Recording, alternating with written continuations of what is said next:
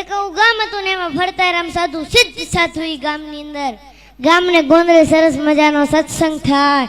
સત્સંગ પૂરો થાય એટલે બધા પગે લાગીને જા. એમાં એક વાણિયાનો છોકરો યુવાન પણ ગરીબ, બહુ વાણિયા કોઈ દાડ ગરીબ નહીં પણ આ હતો તે ગરીબ બહુ. તે બધા પગે લાગીને જતા રહે ને તોય ગુરુભાઈ એમને શાંતિ બે.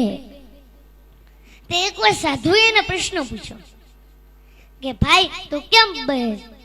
એને કીધું ગુરુ સવારથી સાંજ સુધી મહેનત કરું છું, પરસેવો ભળું છું, પણ ગુરુ રાત્રે ખાવાના રોટલાનું થતો નથી. દયાળુ બહુ હતા. આંખ બંધ કરી અને આ માણાનું પ્રારબ્ધ જોયું. પ્રારબ્ધ મતલબ એનું ભાગ્ય જોયું. ભાગ્યમાં તો દેખાણું કે આની તો આખી જિંદગી દુઃખમય છે. આંખ ઉઘાડીને કીધું કે તારી તો આખી જિંદગી દુઃખમય છે, પણ જા 5 વર્ષ સુધી હું તને સુખી કરી શકું. 5 વર્ષ પછી આની આ પરિસ્થિતિ થઈ જાય. બોલ તારે મંજૂર છે? એને કીધું કઈ વાંધો નહીં ગુરુ, પણ આ સુખ મળ્યા પછી દુઃખ બહુ વહમું લાગશે, વિચાર કરી લે. એને કીધું કઈ વાંધો નહીં, 5 વર્ષ તો સુખ મળશે. એને કીધું કઈ વાંધો નહીં, 5 વર્ષ મને સુખી કરો. અને ગુરુએ 2 હાથ માથે મૂક્યા હો અને એટલું જ કીધું જા કાલથી તારા સુખના દિવસો ચાલુ, 5 વર્ષ સુધી તારે ત્યાં ધન ખૂટશે નહીં, જા.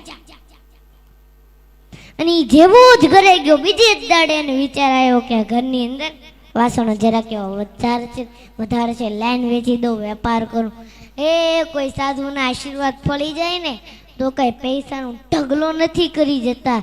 એ બુદ્ધિમાં ક્લિક થાય અને બુદ્ધિમાં જે ક્લિક થાય ને એ સાચી ભગવાન બુદ્ધિ પ્રદાતા છે. અને ઓલાય જે ધંધો ચાલુ કરો ઓબલ ને ત્રોબલ ને એવો ધંધો એવા નાણાં ને કે માણા આગળ પાછળ ફરવા મળ્યા. નાણાં આવે એટલે માણા આવે. અને પૂછ્યું કે ભાઈ તારે લગ્ન કરવા? તો કે હા લગ્ન તો કરવા. કહું કે છોકરી આપીને લગ્ન થઈ ગયા. અને પછી હું એક વાત તમને કહું ને, આપણે બધાને મગજમાં ઉતારવા જેવી છે. ઈ બાએ વિચાર્યું કે ભેગું કરવું જ નથી. હા સમજવા જેવી વાત, ભેગું કરવું જ નથી. કાશ હું એફડી કરીશ, આમ કરીશ, તેમ કરીશ, ફલાણું કરીશ, ઢીકડું કરીશ, તો એ મારા ભાગ્યમાં 5 વર્ષ પછી નથી.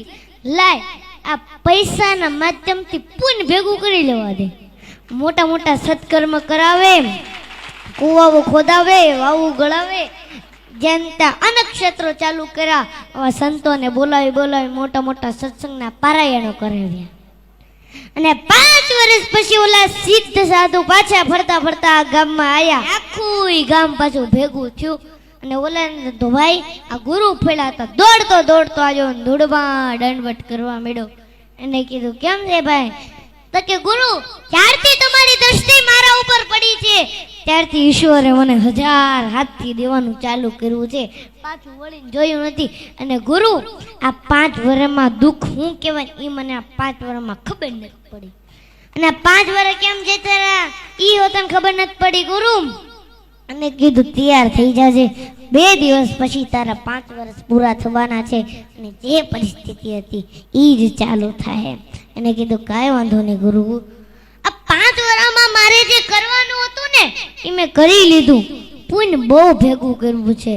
અને ગુરુએ ફરીને આંખ બંધ કરી હો અને સમાધિમાં જ્યાં જોયું તા તો ઈશ્વરના દરબારમાં ચોપડા પુંજીના જમા. ભગવાન એનું જે ભાગ્ય લખ્યું હતું ને એની જગ્યાએ ફેરવી નાખ્યું કે આ જીવન સંપત્તિવાન રહેશે.